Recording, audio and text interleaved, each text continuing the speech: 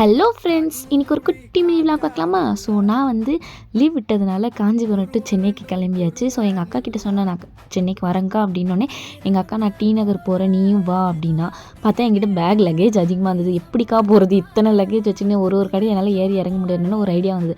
சரி இருக்குது நம்ம சரணா ஸ்டோர் அதில் டோக்கனை போட்டுட்டு பேக்கை கொடுத்துட்டு அங்கேருந்து ஸ்ட்ரெயிட்டாக கிளம்பிட்டோம் ஸ்ட்ரீட் ஷாப்பிங் பண்ணுறதுக்கு.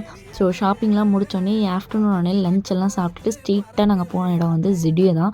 ஸோ ஜுடியோவில் வந்து அடிக்கடி சேல் போடுறாங்க, சரி நம்ம போகிற டைமில் சேல் போடுவாங்களா பார்த்தா ஒரு சேலும் போடல. ஸோ ஆஃப்டர் அங்கேருந்து எனக்கு எதுவும் அவ்வளோவா கலெக்ஷன் பிடிக்கலனால என் ஹஸ்பண்ட் மட்டும் டிஷர்ட் ஒன்று எடுத்துகிட்டு கிளம்பிட்டோம்.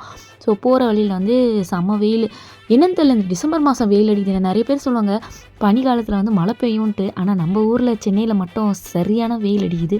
ஸோ அங்கேருந்து ஸ்ட்ரெயிட்டாக நாங்கள் வந்து சரணா ஸ்டோர் தான் கிளம்பிட்டோம். ஸோ சுற்றி கால் வச்சதுனால படிக்கட்டிலே கொஞ்சம் நேரம் ரெஸ்ட் எடுத்துகிட்டு ஸ்ட்ரெயிட்டாக எங்கள் அப்பாவுக்கு நாங்கள் ஷர்ட் வாங்க போயிட்டோம். ஏன்னா எங்கள் டேடிக்கு பர்த்டே வரதுனால. ஸோ ஷர்ட்டு வாங்கிட்டு ஃப்ரெண்ட்ஸுக்கெல்லாம் மேரேஜ் இருந்ததுனால கிஃப்டெல்லாம் வாங்கிக்கிட்டு அங்கேருந்து ஸ்ட்ரெயிட்டாக கிளம்பிட்டோம் வீட்டுக்கு. இதுக்கு மேலே இருந்தால் தாக்கு பிடிக்க முடியாது சொல்லிட்டு வீட்டிலேருந்து ஒரே ஃபோன், எப்போ வருவீங்க. இந்த ஆஃப்டர் மேரேஜ் ஆனால் கூட வீட்டிலேருந்து ஃபோன் அடிக்க ஆரம்பிச்சிடுறாங்க, எப்போ தான் வீட்டுக்கு வந்து சேருவீங்கன்னு சொல்லிட்டு. அப்புறம் எங்கள் அப்பாவுக்கு ஃபோன் பண்ணேன்னா எங்கள் அப்பா வந்து எங்களை கூட்டிகிட்டு போயிட்டார். நெக்ஸ்ட் vlogல மீட் பண்ணலாம், பாய்.